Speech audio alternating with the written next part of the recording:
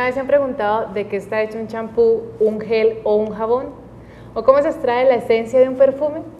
Pues en la Universidad Industrial de Santander existe un centro de investigación de excelencia nacional que extrae los aceites esenciales de algunas especies vegetales en un proceso agroindustrial que en un futuro nos permitirá disfrutar de unas exquisitas fragancias.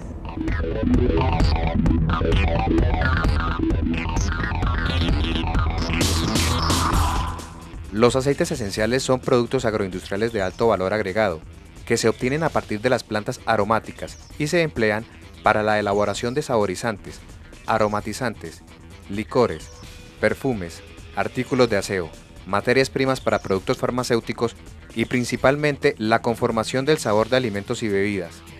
Todo un proceso que se desarrolla en varias etapas y que comienza en el vivero. Cadena productiva que es descrita por un experto del CENIVAN.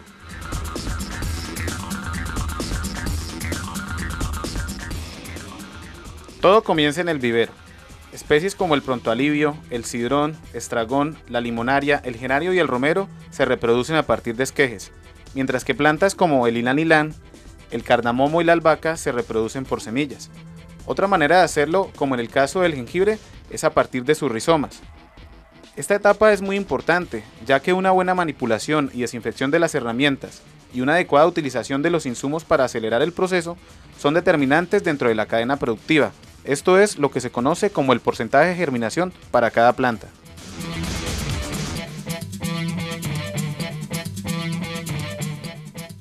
Después de 1 o 2 meses en el vivero, dependiendo de la especie, la planta ya está lista para ser trasplantada a campo, el cual previamente ha debido ser preparado. Es importante tener en cuenta la distancia de siembra, que es diferente en cada caso. Por ejemplo, la limonaria se siembra a 60 centímetros entre plantas, mientras que el árbol de ylang-ylang se siembra a 6 metros.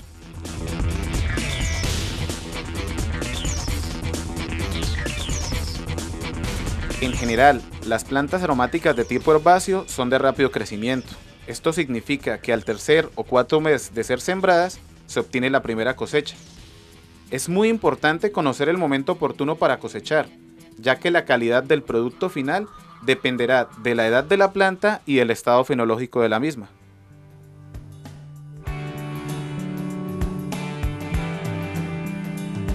Una vez se ha establecido el periodo para la cosecha, esta se puede realizar manualmente o mecánicamente. Esto depende del tipo del terreno donde se encuentren ubicados los cultivos. La ventaja de muchas plantas aromáticas es que son perennes, es decir, que una vez cosechadas vuelven y rebrotan, para dar un nuevo corte dentro de los 3 a 4 meses siguientes.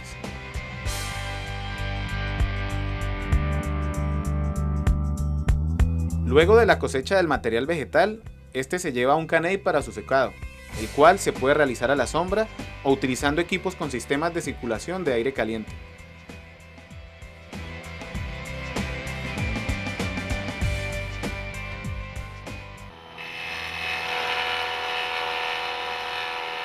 El picado también es una etapa fundamental, ya que este proceso permite obtener un material de tamaño homogéneo, lo que genera un mejor acomodamiento del material dentro del destilador.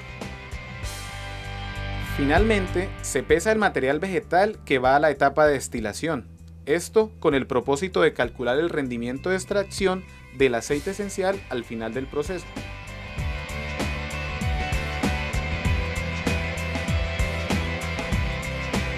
La destilación comienza con la carga del material vegetal en el alambique, acomodándose lo más compacto posible hasta alcanzar una densidad promedio de 250 kilogramos por metro cúbico.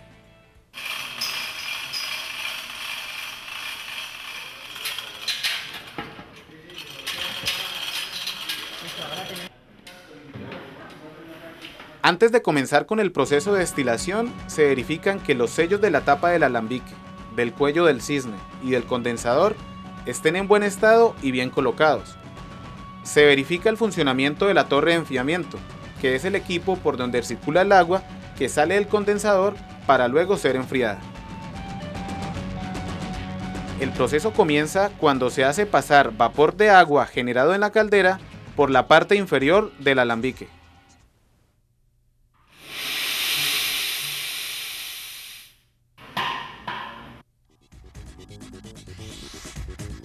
Después de 10 a 15 minutos de haber iniciado el proceso, se pueden apreciar los compuestos denominados no condensables, los cuales son compuestos muy volátiles que el sistema de condensación no es capaz de atrapar, son muy aromáticos y su pérdida es permisible dentro del proceso.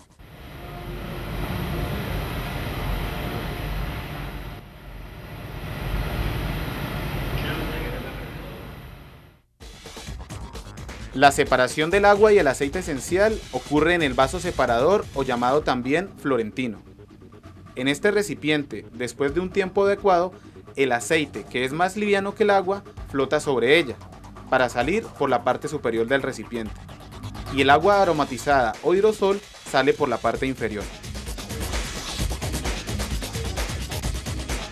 Al final del proceso, 2 horas después, se obtiene el aceite esencial, el cual es llevado a un embudo separador para eliminar el agua residual de la destilación.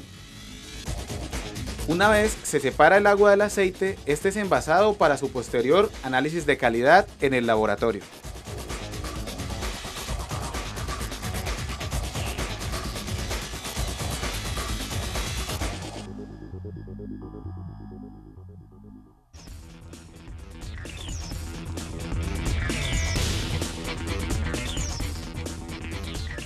El control de calidad es una de las etapas más importantes de la cadena productiva de aceites esenciales, ya que sin suficiente calidad es muy difícil acceder a los mercados internacionales.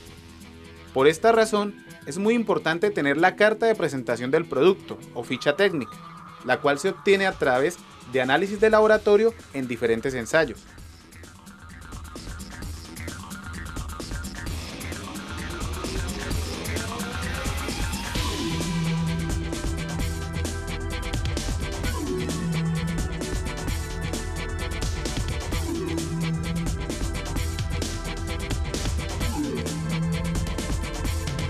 Estas son pruebas básicas que se pueden implementar en los centros de producción primarios y nos dan una idea de la composición de los aceites esenciales.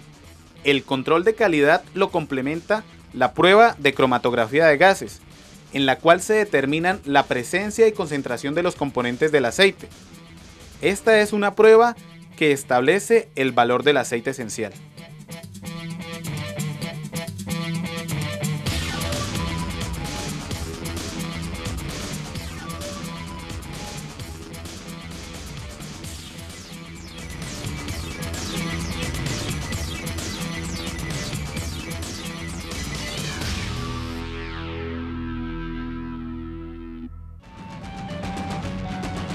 Un eslabón fundamental dentro de la cadena productiva es la rectificación de los aceites esenciales, el cual es un proceso destilativo donde las esencias se llevan a una composición homogénea, dejándolas listas para ser incorporadas como ingredientes de alguna mezcla saborizante o aromatizante.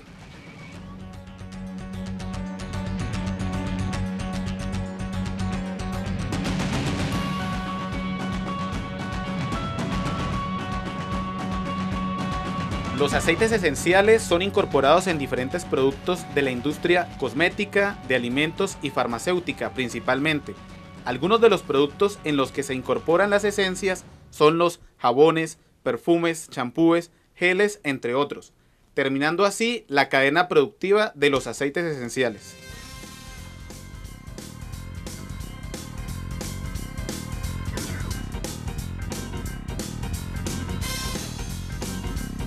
El material vegetal que queda después de la destilación es aprovechado para elaboración de compostaje, el cual es incorporado en los cultivos como abono orgánico. También puede ser utilizado en la etapa de propagación en el vivero.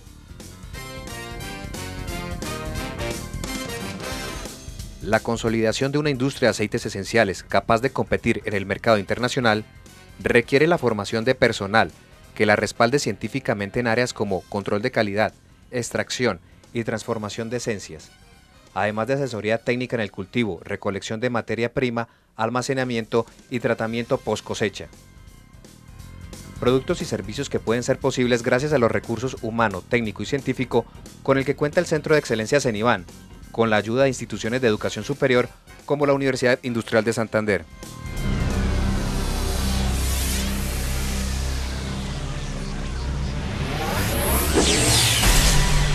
Las relaciones de poder mal entendidas en el trabajo pueden generar el maltrato e irrespeto. Y si estas conductas persisten, estaríamos hablando de acoso laboral. Un tema que ha generado diversas reflexiones en todo el mundo y, por supuesto, aquí también en Santander.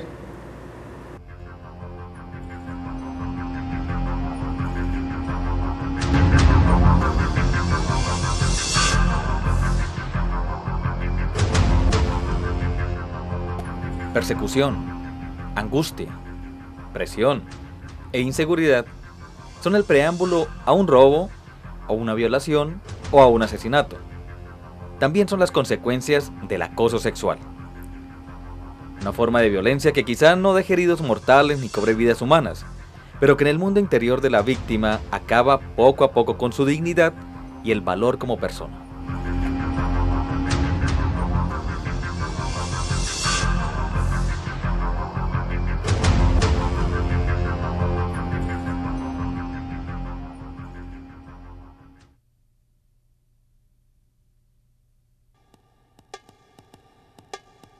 ¿Cuántas personas han callado el acoso de sus jefes o de sus profesores solo por el temor a perder el trabajo o una materia? En Colombia no existen denuncias oficiales por acoso sexual. Sin embargo, en el reporte dado en la tesis doctoral de María Claudia Caballero, directora de programas preventivos de la UIS, se conoció que el 47.1% de las mujeres estudiantes encuestadas de Colombia reporta, por ejemplo, el uso del lenguaje obsceno en el sitio de estudio, mientras que el 74.8% de las trabajadoras encuestadas aseguran haber pasado por la misma situación. Nosotros creemos que eso es un asunto cultural, es decir, tenemos una cultura en donde los géneros, particularmente hombres y mujeres, nos estamos relacionando de manera asimétrica, es decir, en donde uno tiene mayor poder, mayor reconocimiento, como es el género masculino, y un género femenino que es desconocido, no reconocido, desvalorado y en una escala jerárquica inferior.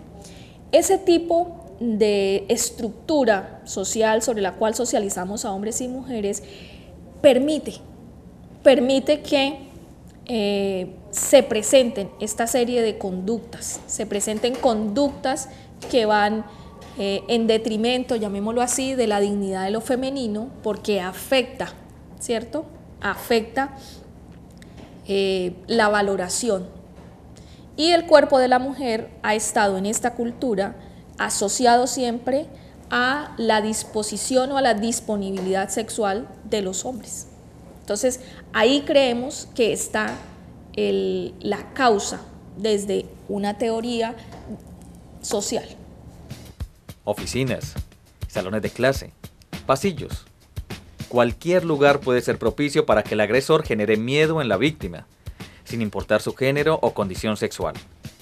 El agresor y su falta de ética laboral usa una especie de chantaje económico o académico para conseguir lo que quiere. El factor que tal vez determine quién es la víctima y quién el victimario es la relación de poder o jerarquía que existe entre los dos sujetos. Cuando hablamos del acoso sexual formal, hablamos de cuando el acoso se hace utilizando el poder para usufructuar de los beneficios sexuales de la víctima en detrimento de sus derechos en el ascenso o en el mantenimiento de su trabajo o de su estudio. Pero, ¿todo lo que creemos que es acoso sexual lo es?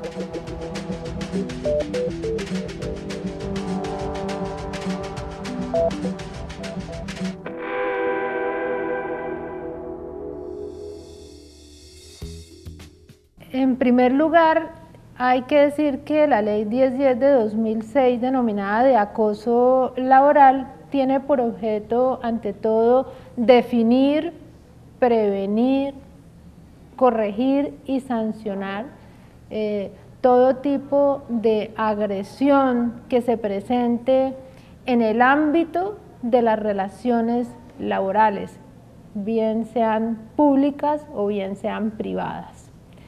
Y en segundo lugar, en relación a los derechos que busca proteger esta ley, tenemos en primer lugar el trabajo en condiciones dignas y justas.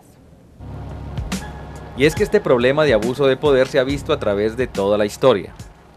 Más si vemos al género femenino como víctima. La mujer hasta hace muy poco dejó de ser vista simplemente como un objeto sexual. Su misión se limitaba a la satisfacción y servicio del hombre y la reproducción y crianza de sus hijos. Así, su papel en la parte laboral parecía un juego, viéndose ella en la tarea de hacer grandes esfuerzos por ser tenida en cuenta. Van pasando los siglos y solamente hasta la revolución industrial realmente nosotros vamos a ver a la mujer saliendo de la casa cada vez más a trabajar, ¿sí? A trabajar en las fábricas y esto sin embargo hasta que no hay un reconocimiento jurídico a la capacidad plena de la mujer, no se puede decir que la mujer no esté, es decir, que no esté supeditada al hombre. Y ni siquiera con un reconocimiento jurídico se va a acabar esa sumisión de la mujer al hombre. Pero la mujer continúa luchando y el siglo que podríamos decir más importante de la lucha de la mujer por su liberación va a ser el siglo XIX, ¿sí? La mujer en todas partes va a luchar por sus derechos civiles, va a luchar por sus derechos políticos y va a entregar muchas víctimas, muchas heroínas en esa lucha. No fue una lucha simplemente de palabra, de mítines, no, fue una lucha inclusive de marchas bastante beligerantes en la calle, enfrentadas con los hombres, con sus mismos maridos desde la casa. Muchas mujeres fueron asesinadas, muchas mujeres fueron encarceladas en esa lucha por el reconocimiento de sus derechos civiles y políticos. Hoy por hoy esos esfuerzos se siguen viendo condicionados por factores que nada tienen que ver con sus obligaciones con la empresa, y en algunos casos se traducen en aspectos que afectan su libertad física y sexual, y por tanto su dignidad personal. ¿Qué variables hacen que en pleno siglo XXI exista inequidad de género, machismo, intolerancia y fobias a ciertos grupos sociales? ¿Cuál es el avance en la civilización? Es muy frecuente en los estudios que se han hecho, por ejemplo, sobre pautas de crianza, que las madres inciten a las niñas a jugar más con muñecas, cosas de la casa, mientras que los hombres tienen acceso a otros juguetes, a los computadores, a armas, a carros que los ubican pues en otro rol. Y de algún modo vamos reproduciendo ese modelo social. Y eso no solo ocurre en la casa, en donde se espera que de algún modo haya una serie de comportamientos de respeto y de reconocimiento del poder hacia el hombre, sino que eso también lo traducimos en la escuela. En las escuelas también es muy frecuente que los maestros y las maestras atribuyan ciertas capacidades a los hombres y no tantas capacidades a las mujeres. La comunidad cree, por ejemplo, que los hombres son muy buenos para las matemáticas, que las mujeres son muy buenas para la costura, las artes manuales y ese tipo de cosas que también, digamos, hacen mucho daño para el proceso de socialización del hombre, porque el hombre también tiene una sensibilidad artística. Entonces, cuando esa sensibilidad artística no es entendida como una posibilidad de desarrollo, pues puede ser fácilmente tachado de tener una identidad sexual confusa u otro tipo de cosas que también hace mucho mal.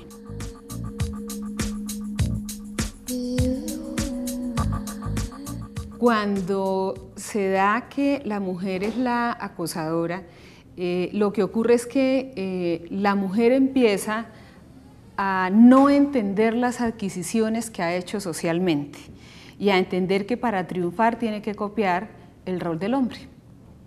Entonces, lo que hay que hacer es también entender a la mujer que ha adquirido ciertas cosas, que tiene una formación, que ha sido exitosa en los negocios, por ejemplo, que tiene que buscar su propia senda. O sea, no necesariamente para uno ser exitoso tiene que hacer lo que los hombres exitosos hacen. Hoy la propuesta es simplemente inquietar a la comunidad frente a este tema. Se trata sobre todo de generar una reflexión en la que trabajemos por el civismo y el bien colectivo.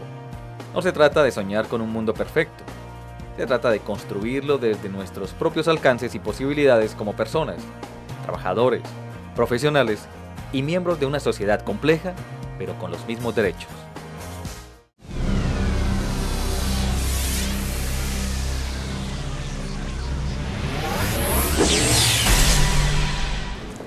El olor de la guayaba y su encantador sabor no solo atrajo la inspiración del Nobel Gabriel García Márquez, sino que también hizo que las diferentes personas e instituciones que tienen que ver con su cadena productiva en los departamentos de Santander y Boyacá unieran esfuerzos para que el resto del país y el mundo conocieran las delicias hechas con base en esta fruta.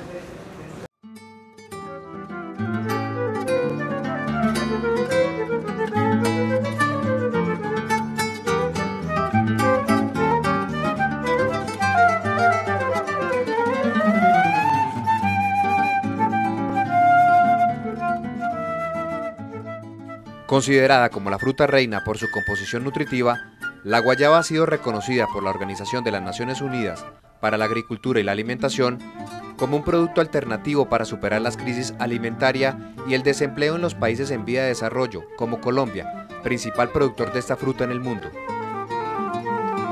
Bueno, el mundo está cambiando y hoy en día estamos entrando en los grandes bloques económicos, llámese Unión Europea, ALCA, Mercosur, Pacto Andino. Por lo tanto, es positivo que también Colombia se prepare, se organice para entrar en estos mercados muy competitivos, organice los clústeres y la guayaba deje de ser el fruto silvestre que ha venido siendo, que no le genera al campesino mayores recursos, que le permite llevar una vida de un nivel bastante deprimido. Se calcula que Santander y Boyacá cuentan con el 54% de las áreas sembradas de guayaba en el país. Una cifra significativa que impulsó a productores, comerciantes y representantes de diversas instituciones públicas y privadas a firmar un acuerdo de competitividad en torno a la cadena productiva regional de la guayaba y su industria. Es una apuesta que tenemos lo que es el departamento de Boyacá y Santander. Los dos departamentos producen el 54% de la producción nacional, es decir, tenemos una propuesta de desarrollo alrededor de la guayaba. Con ella tenemos una posibilidad de generar riqueza, de generar todo un desarrollo y crecimiento alrededor de esta fruta. Entonces lo fundamental es una propuesta de desarrollo regional. Proyecto que se pretende extender a todo el país a través de la firma de este convenio de competitividad y con ello fortalecer el mercado para que la guayaba pueda ser exportada como fruta o a través de sus derivados como son bocadillos, dulces, gomitas, entre otros productos. Que le demostremos al mundo que la guayaba de Vélez es cultivada dentro de las normas técnicas de buenas prácticas para que haya tranquilidad en el consumidor de estar adquiriendo un producto que no va a ser nocivo para su salud. Es uno de los aspectos más delicados a la hora de exportar este convenio de competitividad. Este acuerdo de la región permitirá cómo ponernos estas metas para llegar a esos mercados internacionales. Metas que para su desarrollo dentro de esta cadena productiva cuenta con el apoyo de importantes instituciones como la Universidad Industrial de Santander, el SENA, ADEL Vélez, Corpoica, la Corporación Colombia Regional, las gobernaciones de Boyacá y Santander y el Ministerio de Agricultura Nacional. La idea es vincular al sector productivo con el sector industrial, con el sector comercializador y obviamente con los proyectos exportadores. El Congreso de la República aprobó la ley 811 y el decreto 3800 que ratifica la política de cadenas productivas como una política de Estado y por lo tanto le da la posibilidad a los productores y a las regiones de poder desarrollar proyectos en sistema de cadenas productivas con el propósito de que se inscriban como organización de cadena ante el Ministerio de Agricultura. Por su parte, la Universidad Industrial de Santander, cumpliendo con sus propósitos misionales, se encuentra dentro de este proceso aportando recurso humano, técnico y científico que permita garantizar la calidad de este producto. La universidad se integrará a varias de las actividades que tiene diseñada la cadena productiva para los próximos 5 años. Un elemento importante es la formación de un recurso humano calificado Para el sector, otra actividad importante es la investigación que desde nuestras áreas de química, de alimentos, de agroindustria se puede hacer para mejorar los cultivos, para tecnificarlos, para mejorar el proceso productivo del bocadillo y para insertarlo en canales de comercialización tanto nacionales como internacionales. Esa es entonces la principal labor de la universidad. Todo este encadenamiento ha generado grandes expectativas para quienes se mueven en torno a este producto, pues son muchas las empresas y familias campesinas de la región, en Boyacá y Santander, que viven gracias a su cultivo, producción y venta. Esperamos el beneficio de organizarnos en cuestión de comercialización y en lo de agroindustria, en la industria de la guayaba. Todo el proceso de los productos y subproductos que se le puedan sacar. Eso es lo que nosotros esperamos que empecemos con este acuerdo. Para nosotros nos está significando un medio de sustento para nuestras familias. Y eso es algo que se está convirtiendo ya como en un renglón productivo en nuestras comunidades. La guayaba y sus utilidades, como lonjas de bocadillo, se han convertido histórica y socialmente en un producto natural, arraigado a nuestra cultura, destacándose por sus propiedades alimenticias y por ser una de las frutas más representativas de esta región por su olor y su sabor. Quienes pertenecemos a la olla del río Suárez, llámese Vélez, Moniquirá, Puente Nacional, Guadatá, Barbosa, sabemos que cuando vamos a las capitales de los departamentos o a la misma Bogotá, pues si acercamos a las oficinas, al médico, al especialista, al funcionario de la gobernación, es más importante si vamos con unas lonjas de bocadillo que si vamos con las manos vacías. Es más, nos reclama que por qué no llegamos con las lonjas. Entonces es también parte de nuestra cultura y yo lo decía ahora en mi intervención, en la plenaria, que incluso en las épocas de Simón Bolívar, ya Simón Bolívar mismo, se hacía presente con sus amigos con lonjas de bocadillo veleño, ¿no? Se decía de esa manera, también en ese tiempo, igual que hoy en día.